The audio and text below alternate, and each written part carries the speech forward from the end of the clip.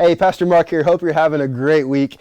I wanted to bring you a word of encouragement this week. I don't know about your self-esteem. I don't know what your struggles are and really what weighs heavily on you. But reading the Bible recently and thinking through some things that have happened in my past, I've begun to realize that in Scripture that you're not an accident. In fact, God made you on purpose. And long before you were conceived by your parents, you were conceived in the mind and the heart of God. He created you on purpose. I remember my mom was telling me when I was younger that I was not a planned pregnancy, and they were kind of surprised by my arrival on earth. And I always thought that was kind of odd. And you know, there are other stories that you will hear about people who have unplanned pregnancies, or you might hear stories about illegitimate children. But I've come to the conclusion that is not a phrase that we should use, an illegitimate child.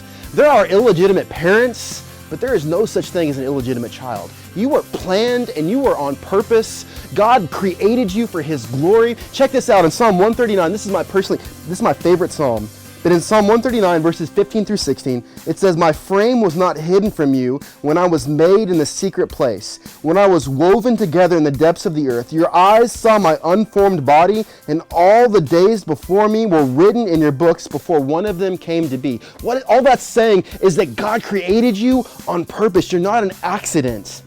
I remember when my wife and I were praying about coming to Wellington to start a church, and there were a lot of questions and concerns we had in our mind, and one of them was did God really call me, or am I just kind of, did somebody else say no, and so I'm just kind of the backup plan? And I was expressing these thoughts and concerns to a friend of mine, and hearing me talk about my concerns, he said, "Mark, just stop it. You need to understand right now, you are not God's plan B."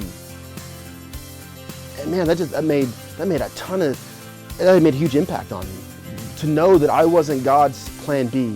To read in scriptures that talked about the fact that all my days were ordered and on purpose and written in God's book of life long before I ever breathed my first breath. That tells me that God has a purpose and a plan. He has significance for me, and He wants to use me to accomplish His will and His purpose and His glory. It's not an accident that I was born when I was born. It's not an accident that I'm a male and that I'm white and that I was born in the year 1985. It's not an accident that I was born to the parents that I was born to. And it's not an accident that I've had the life experiences that I have had.